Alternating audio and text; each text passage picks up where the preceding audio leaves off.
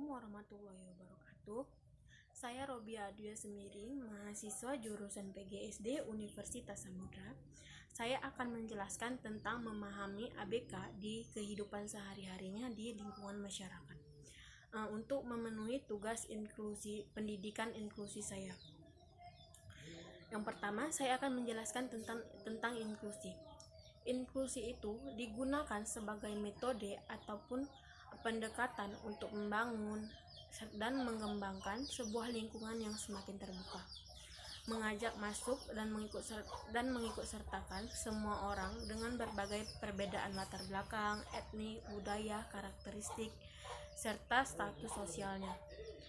Dalam konsep lingkungan inklusi ini berarti semua orang yang tinggal, berada dan beraktivitas di dalam lingkungan keluarga, sekolah maupun masyarakat merasa aman dan nyaman. Jadi lingkungan inklusi ini adalah lingkungan sosial masyarakat yang terbuka, ramah, menyenangkan, karena setiap warganya tanpa terkecuali saling menghargai, merangkul setiap perbedaan yang ada. Contohnya, anak ABK yang contohnya di sekolah, anak ABK yang di dalam kelas, maka anak ABK yang ada di dalam kelas akan semua siswa normal dan guru akan memahaminya, merangkul serta mendidik ABK tersebut. Kemudian contoh lainnya, anak guru akan memahami setiap muridnya di dalam lingkungan sekolah, bagaimana cara mereka belajar, bagaimana cara mereka memahami pembelajaran. Kemudian adapun jenis-jenis ABK yang sering kita ketahui yaitu tunagrahita, tunanetra, tunarungu, tunalaras dan sebagainya. Dan masih banyak lagi jenis-jenis ABK. Yang pertama saya akan menjelaskan tentang tunagrahita. Tunagrahita ini yaitu adalah anak atau seseorang yang di dalam perkembangan mentalnya itu memiliki masalah yang berupa kondisi keterbelakangan mental, misalnya kesulitan dia berkomunikasi atau bersosialisasi atau kesulitannya dalam belajar. Kemudian tunanetra yaitu seseorang yang mengalami gangguan penglihatan, sehingga kalau anak ABK itu dia belajarnya susah karena matanya tidak bisa melihat atau kurang jelas. Kemudian adanya tunarungu. Tunarungu ini yaitu seseorang yang enggan mengalami fungsi pendengaran atau dia memiliki gangguan pendengaran. Kemudian tunalaras yaitu seseorang yang mengalami kesulitan beradaptasi terhadap lingkungan dan juga orang-orang di sekitarnya.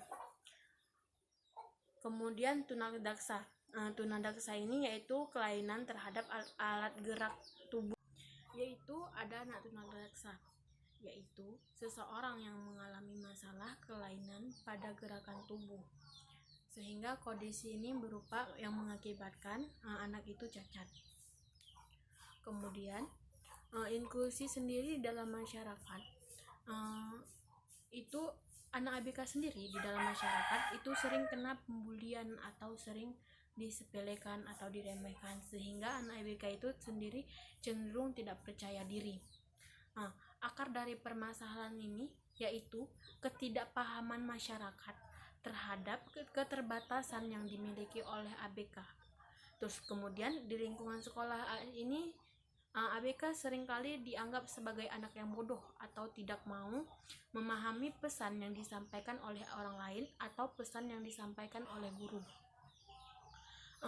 Kemudian ABK ini sering dapat perundungan atau pembulian secara verbal ataupun fisik. Bahkan di daerah-daerah yang tingkat edukasi ABK yang rendah, ABK seringkali divonis sebagai orang yang ketidaktahuan atau orang yang cacat. Kemudian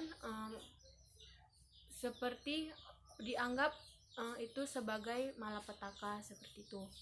Kemudian kondisi seperti ini tentu saja tidak dapat dibiarkan. Maka banyaknya edukasi tentang ABK di lingkungan-lingkungan masyarakat, sehingga masyarakat mengerti atau mengetahui serta memahami bagaimana cara berkomunikasi dengan ABK.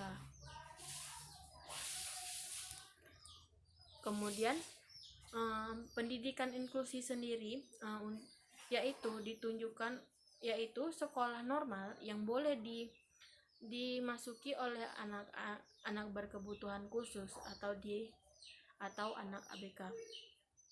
Pendidikan inklusi sendiri di Indonesia itu dimulai pada tahun 1986.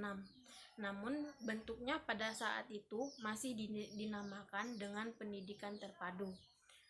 Sekarang ini pemerintah menganjurkan sekolah normal menjadi yang anak ABK bisa memasuki sekolah normal yang dinamakan dengan sekolah yang menganut pendidikan inklusi.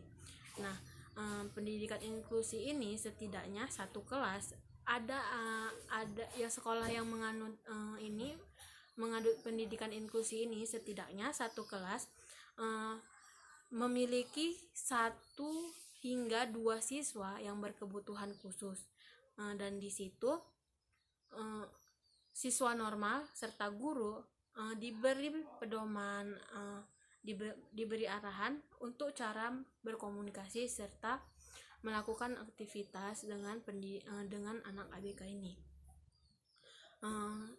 Sebagai contohnya, sebagai pengalaman, saya pernah pergi ke sekolah ABK yang ada di Kota Langsa.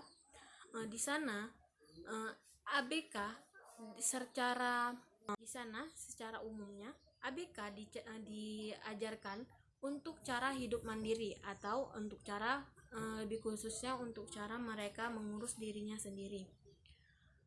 Kemudian guru di dalam sekolah itu juga dalam pembelajarannya mereka mengikuti minat atau mood siswa dalam belajar. Jadi kesimpulan yang bisa saya ambil dari apa yang telah saya jelaskan yaitu lebih kita sebagai masyarakat atau orang normal itu setidaknya mampu atau memahami anak berkebutuhan khusus di lingkungan kita, sehingga dalam pembulian, perundungan atau menganggap menerbelakangi anak ABK ini tidak serta-merta terjadi terus. Nah, sekian penjelasan yang bisa saya jelaskan. Billahi taufiq wal hidayah. Assalamualaikum warahmatullahi wabarakatuh.